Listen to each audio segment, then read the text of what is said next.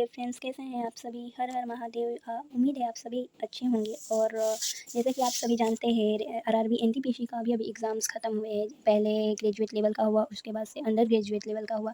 सभी exams finally हो चुके हैं। 2024 वाले जो फॉर्म्स निकले थे, और अब बारी है जो 2024 में जो अच्छे से, जैसे कि 1-2 साल से तैयारी कर रहे थे प्रॉपरली, एकदम 8-10 घंटे डेली पढ़ाई कर रहे थे, उनका तो भाई ठीक है, उनका निकल जाएगा। वो सीबीटी 2 की तैयारी करेंगे, हम उनकी बात नहीं कर रहे हैं। हम बात करने आए हैं जो आरआरबी एनटीपीसी में 2025 का वैकेंसीज़ आने वाली है उसके बारे में। जैसा कि आप सभी को हम बता देना चाहते हैं कि हम इस बार आरआरबी एनटीपीसी 2024 में फ़ॉर्म डाले थे अंडर ग्रेजुएट वाला, और हमने प्रॉपरली एग्ज़ाम्स दिए, तो उससे बहुत कुछ सीखने को मिला हमें। वही आप सबको जो फ्रेशर, जो पहली बार एग्ज़ाम देंगे 2025 में या 2024 में पहली बार एग्ज़ाम दिए, उन सभी के लिए, उन सभी के साथ कुछ बातें करने आए हैं, उन सभी को कुछ बताने आए हैं। ठीक है, तो चलिए वीडियो को स्टार्ट करते हैं और बात करने। और जैसे कि ये सितंबर का महीना चल रहा है, तो सितंबर के एंड तक या अक्टूबर के फर्स्ट वीक में आपका एग्ज़ाम, मतलब आपका फॉर्म्स आ जाएँगे। 2025 की तैयारी स्टार्ट करना होगा आपको, तो उससे पहले ही हम टाइम अपना क्यों वेस्ट करें? अब जो एकदम फ़ोकस होकर एनटीपीसी का ही टारगेट कर रहे हैं, उनके लिए तो टाइम वेस्टिंग होगा ना। अभी 1 महीना बचा है सितंबर में, तो अभी से स्टार्ट करते हैं ना, कुछ सिलेबस के बारे में पूरा जान लेते हैं, पेपर का पैटर्न जान लेते हैं, तो अच्छा होगा। तो चलिए स्टार्ट करते हैं। हमने अभी-अभी पूरा जो एग्ज़ाम देकर आया है, उनके बारे में पूरा सिलेबस नोट किया, मैथ और रीज़निंग का। अगर आप लोगों को अच्छा लगे तो जीके का भी बना दूँगी, पहले आप लोगों को बता दूँ मैथ्स और रीज़निंग में। तो चलिए आप लोगों को बताती हूँ, ठीक है। जैसे कि ये रहा प्रॉपर्ली मैंने मैथ्स का किया है, मैथ्स का, और इधर नीचे है रीज़निंग का, ठीक है। ये मैथ्स में, ये अरिथमेटिक मैथ्स का पूरा जो है सिलेबस, और ये एडवांस मैथ का पूरा जो है सिलेबस, ठीक है। और यहाँ पे रीज़निंग का ऑल टॉपिक हमने लिखा है, मैथ्स का ऑल टॉपिक हमने लिखा है, और एग्ज़ाम देकर आए हैं, कौन-कौन से टॉपिक इंपॉर्टेंट है वो भी बताएँगे हम आपको। जैसे कि आप जानते हैं कि एनटीपीसी 12th लेवल का हमने एग्ज़ाम दिया, ग्रेजुएट लेवल वाला हमने नहीं दिया, लेकिन अगले साल दोनों देना है, तो एकदम अच्छे से प्रिपेयर रहना पड़ेगा, अच्छे से तैयारी करनी पड़ेगी, जिसको दोनों देना है। ग्रेजुएट लेवल वाला जो एग्ज़ाम था, उसका लेवल थोड़ा सा वो था, मतलब थोड़ा सा टफ था अंडर ग्रेजुएट के मुकाबले। आप लोगों को कुछ यहाँ पे बता देते हैं, ठीक है। जैसे कि आपका एनटीपीसी का जो एनटीपीसी एग्ज़ाम है, एनटीपीसी का जो आपका एग्ज़ाम है 100 मार्क्स का होता है। 100 क्वेश्चन रहते हैं 100 मार्क्स का, ठीक है। आपका 100 मार्क्स का, इसमें क्या रहता है, 3 सब्जेक्ट, बस 3 सब्जेक्ट रहता है, बस आपका 3 सब्जेक्ट रहता है। पहले बता दें 1/3 का नेगेटिव मार्किंग रहता है, ठीक है। जैसे कि आप 3 में से 1 कटेगा, आई मीन 3 क्वेश्चन करेंगे, अगर आप गलत, तो जो आप सही क्वेश्चन किए हैं उसमें से 1 मार्क्स जो है कट जाएगा, ठीक है। सो चलिए हम आगे का बताते हैं आपको। जैसे कि 3 सब्जेक्ट कौन-कौन से हैं, मैथ्स है और रीज़निंग है आपका। मैथ हो गया आपका, रीज़निंग हो गया, और लास्ट है जीके, ठीक है। जीके, भाई साहब जीके तो भाई एकदम बहुत बढ़िया से करेंट अफेयर्स वगैरह पे ध्यान देना पड़ेगा, ये थोड़ा सा डिफिकल्ट है। इन दोनों का अगर हम सिलेबस पढ़ ले तो इन दोनों में दिक्कत नहीं होगा, बता दे रहे हैं आपको। मैथ्स में 30 क्वेश्चन आएंगे, 30 क्वेश्चन, 1 क्वेश्चन 1 मार्क्स का, 30 क्वेश्चन 30 मार्क्स का, ठीक है, 30 मार्क्स का। रीजनिंग का 30 क्वेश्चन, 30 मार्क्स का, ठीक है। जीके में हो जाता है आपका 40 क्वेश्चन। CBT 1 CBT 2 दो होता है, CBT 1 and CBT 2, CBT 1 and CBT 2 दो होता है, ठीक है। CBT 1 एंड CBT 2, ठीक है।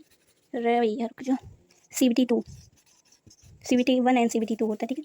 चलिए अभी हम CBT 1 के ऊपर तैयारी करेंगे, अपना CBT 2 तो CBT 1 क्लियर करने के बाद बात करेंगे, ठीक है। एकदम तगड़ा लेवल रखना है भाई साहब, क्योंकि मैथ रीजनिंग का भी लेवल अच्छा खासा आता है इसमें। एकदम इजी क्वेश्चन बिल्कुल नहीं आते, क्वेश्चन का लेवल बहुत बढ़िया रहता है। जो एकदम तो हर टॉपिक को जो एकदम विस्तार से पढ़ेगा उसी का हो, मतलब उसी का एग्जाम जाएगा, एग्जाम देने जाएगा तो उसी को समझ में आएगा, बाकी को समझ में नहीं आएगा। जो नॉर्मली ऐसे पढ़ लेंगे उसको समझ में नहीं आएगा। एकदम हर टॉपिक के ऊपर अपना टाइम देना है। मैथ्स और रीजनिंग में पूरे 30 मार्क्स की बात करेंगे, पूरे 30 में 30 लाने का बात करेंगे। जीके का तो कुछ कह नहीं सकते, जीके का बस ये कह सकते हैं 40 में से 20 आदमी ला सकता है, अगर प्रॉपरली पूरा सब्जेक्ट पढ़ा जाए तब 20 ला सकते हैं, ऐसे नहीं। चलिए अब बताते हैं आपके सिलेबस के बारे में। मैथ का सिलेबस स्टार्ट करें। देखिए एनटीपीसी 2025 के बारे में हम बात कर रहे हैं, ठीक है। 2024 में हमने एग्ज़ाम दिया मैथ्स का, प्रॉपर 30 क्वेश्चन में से हमने, सच बता रहे हैं, हमने बस 23 किए, क्योंकि हमारा मैथ्स का कुछ चैप्टर अभी रह गया था, हम नहीं पढ़ पाए थे, इसी वजह से हमने 23 ही अटैम्प्ट किया। और रीजनिंग में भी 25 अटैम्प्ट किया, ठीक है। तो मैथ्स के क्वेश्चन में 30 क्वेश्चन आता है, 30 मार्क्स का, ठीक है। हर चैप्टर के बारे में चलिए बात करते हैं। जैसे पहला चैप्टर है नंबर सिस्टम, संख्या पद्धति। ये जो है रेड पेन से हम कर देते हैं, इंपॉर्टेंट है। क्या है इंपॉर्टेंट, चल जाओ यार, इंपॉर्टेंट है, ठीक है। नंबर सिस्टम इंपॉर्टेंट है। एलसीएम एचसीएफ वाइज बहुत इंपॉर्टेंट, ये इससे क्वेश्चन नहीं आ रहे थे पहले 2021-22 में, एलसीएम एचसीएफ से बहुत कम आ रहे थे, लेकिन अभी इसका ये ट्रेंडिंग में चल रहा है, ऐसे बता सकते हैं। एलसीएम एचसीएफ ट्रेंडिंग में चल रहा है चैप्टर पे, बहुत ज़रूरी है इसको पढ़ना, सीरियसली होकर पढ़ना है एलसीएम एचसीएफ को। सो हमारा पहला चैप्टर नंबर सिस्टम, दूसरा चैप्टर एलसीएम एचसीएफ, सरलीकरण हो गया, सरलीकरण से 1 से 2 क्वेश्चन, नंबर सिस्टम से 4 क्वेश्चन आए थे, मतलब 2024 की बात की जाए तो नंबर सिस्टम से 3 से 4 क्वेश्चन फिक्स थे, 5 क्वेश्चन भी आ जाएंगे, कोई दिक्कत नहीं है। एलसीएम एचसीएफ से 1 से 2 क्वेश्चन थे, आपका सरलीकरण से 1 से 2 क्वेश्चन था। ये जो चैप्टर से, ये इंपॉर्टेंट चैप्टर्स जिससे 1 से 2 क्वेश्चन आ रहे हैं वो इंपॉर्टेंट चैप्टर समझिएगा, ठीक है। उससे आना फिक्स ही है, फिक्स है कि आपके 2025 एग्जाम में उससे क्वेश्चन आएंगे ही आएंगे, ठीक है। दशमलव भिन्न और घातांक एवं करली, ये पढ़ लीजिएगा नॉर्मली, मतलब इससे क्वेश्चन नहीं आए थे, और ये भी इंपॉर्टेंट चैप्टर है लेकिन इससे क्वेश्चन आए नहीं थे। दशमलव, हाँ दशमलव भिन्न पढ़ लीजिएगा, ये इंपॉर्टेंट होता है, दशमलव से क्वेश्चन आते हैं। अनुपात और समानुपात से तो फिक्स है भाई, 1-2 क्वेश्चन हमेशा आते हैं, हमेशा, इस बार भी आए थे।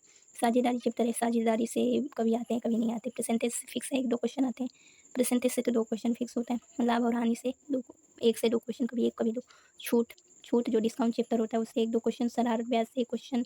चक्रवृद्धि, शरारत और चक्रवृद्धि ब्याज दोनों, एसआई और सीआई मिलकर 2 क्वेश्चन फिक्स है आपके। समय और कार्य है, इससे 1 से 2 क्वेश्चन आते हैं। 1 क्वेश्चन फिक्स है, इसलिए 1 क्वेश्चन लिखा है हमने। पाइप और टंकी, पाइप और टंकी से भी 1 क्वेश्चन आते हैं, पाइप और टंकी से 1 क्वेश्चन आते हैं, फिक्स है। और औसत से 1-2 क्वेश्चन आते हैं, औसत चैप्टर, ठीक है। ये सारा चैप्टर इंपॉर्टेंट है, जो जो जिससे लिखा है ना 1 से 2 क्वेश्चन, सभी इंपॉर्टेंट है। एक जिस पे लिखा है उस पर 1 आना ही आना है। जैसे कि 1 क्वेश्चन लिखा है तो 1 क्वेश्चन एकदम फिक्स है कि आना है, ठीक है। 15 नंबर चैप्टर है समय चाल और दूरी, ठीक है। इससे दो क्वेश्चन मिल जाएंगे आपको। समय चाल और दूरी बहुत इंपॉर्टेंट चैप्टर है ये। टाइम, स्पीड एंड डिस्टेंस, ठीक है। समय चाल और दूरी, 2 क्वेश्चन आए थे भाई। रेलगाड़ी, नाव और धारा, रेलगाड़ी, नाव और धारा, दौड़, ऊंचाई, दूरी, ये सभी समय चाल और दूरी, ये सभी एक ही चैप्टर के अंदर आते हैं, छोटे छोटे पार्ट्स है इसके। तो इससे 2 से 3 क्वेश्चन, इन सभी को मिलाकर 2 से 3 क्वेश्चन आते हैं, ठीक है। बाकी मिश्रण से 1 क्वेश्चन आएगा, आयु से 1 क्वेश्चन आया था, बीजगणित से हमेशा 1 क्वेश्चन आता है, 1 से 2 क्वेश्चन भी आ जाते हैं। ये रहा 1 से लेके 22 तक आपका अर्थमेटिक का सिलेबस, ठीक है। पीडीएफ चाहिए तो आप लोग कमेंट कर सकते हैं, हम कहीं पर आपको सेंड कर देंगे, आपको बता देंगे, फिर हम इसका पीडीएफ सेंड कर देंगे, या फिर आप नोट्स बना के कॉपी में लिख सकते हैं। बाकी एडवांस मैथ भी है, 2D द्विविमीय ज्यामिति, 3D द्विविमीय ज्यामिति, ठीक है। 25 त्रिकोणमिति है, त्रिकोणमिति से हमेशा क्वेश्चन आते हैं। 2D 3D को मिलाकर 1-2 क्वेश्चन आते हैं। ज्यामिति से कभी आता कभी नहीं आता एनटीपीसी में, इस बार नहीं आया था। 2D 3D से आया था और त्रिकोणमिति से आया था। सांख्यिकी चैप्टर होता है सांख्यिकी, इससे नहीं आया था। प्रायिकता से आया था 1 क्वेश्चन। क्रमचय और संचय किष्ट, ये किष्ट जो है अर्थमेटिक का पार्ट है, SICI का छोटा सा टॉपिक है, तो ये बच गया था तो लिख दिया हमने, ठीक है। बाकी भाई ये 30 क्वेश्चन आते, 30 मार्क्स का हमने प्रॉपर आपको बता दिया। बाकी चलिए बात करते हैं रीजनिंग के ऊपर। रीजनिंग का देखिए, डाइस हो गया, क्लॉक हो गया, सीरीज़, जो आपका ये सीरीज़ है ना, सीरीज, ये तो मोस्ट इंपॉर्टेंट लिख लीजिएगा। ये सीरीज जो भी होते हैं, लेटर सीरीज, नंबर सीरीज, इससे भाई साहब 4 से 5 नहीं 3-4 क्वेश्चन लिख देते हैं। 4 क्वेश्चन आपका फिक्स है, फिक्स एकदम 4 क्वेश्चन आएंगे सीरीज से। क्लॉक कैलेंडर से नहीं आए थे क्वेश्चन इस बार, लेकिन अगले दिन आ सकते, कोई गारंटी नहीं है। क्लॉक कैलेंडर भी सिलेबस में है, आपको पढ़ना पड़ेगा।